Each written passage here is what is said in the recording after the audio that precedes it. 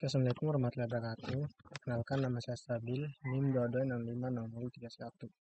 Sini saya akan menjelaskan tentang smart farming berbasis IoT. Smart farming berbasis IoT di sini yaitu sistem monitoring lingkungan dan irigasi otomatis untuk efisiensi pertanian Indonesia. Itu untuk judul pembahasannya. Lanjut, latar belakang masalahnya di sini sektor pertanian menyumbang 13,7% PDB nasional dari 2025, namun produktivitas padi sangat di angka 5,2 ton PHA. Kurangnya data lingkungan, real time, dan manajemen air yang buruk menjadi penghambat utama optimalisasi hasil panen daerah tropis. Terus pemborosan air terjadi akibat sistem irigasi manual tanpa pemantauan kelembapan tanah. Terus potensi kehilangan hasil panen petani di Sulawesi Selatan akibat dampak kekeringan musiman. Rumusan masalah dan tujuan di sini itu rumusan masalahnya desain sistem IoT terintegrasi dalam kurung sensor suhu, RH, dan tanah untuk monitoring real time. Khusus implementasi algoritma fuzzy logic untuk di efisiensi irigasi hemat air.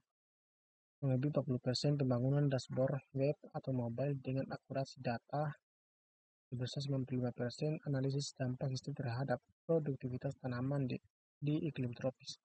Tujuan penelitian di sini membangun prototipe hardware IoT menggunakan ESP32 dan sensor multi parameter.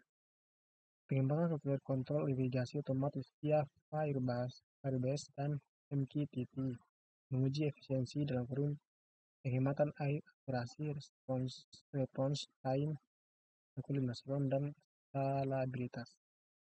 Terus konsep IoT dan smart farming di sini itu arsitektur dan edge computing. Sistem dirancang dengan arsitektur 3 layar yang terintegrasi.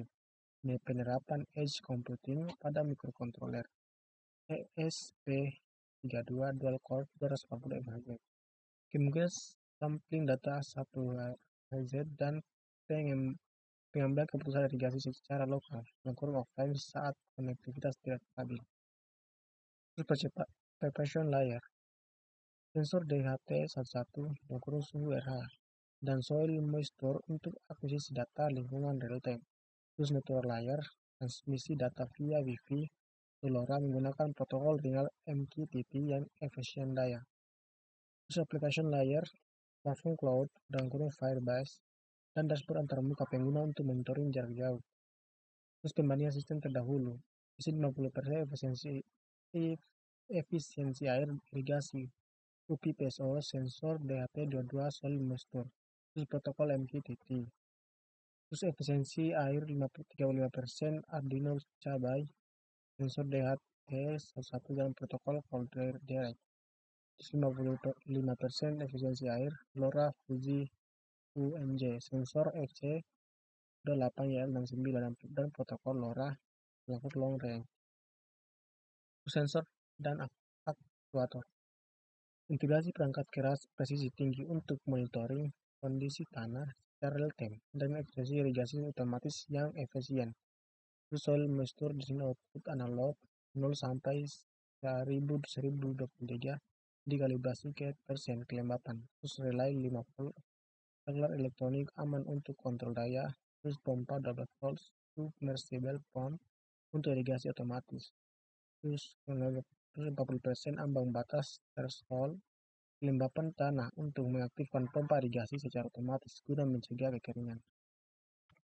Sistem komunikasi dan manajemen data. Di sini itu ada alur transmisi data IoT.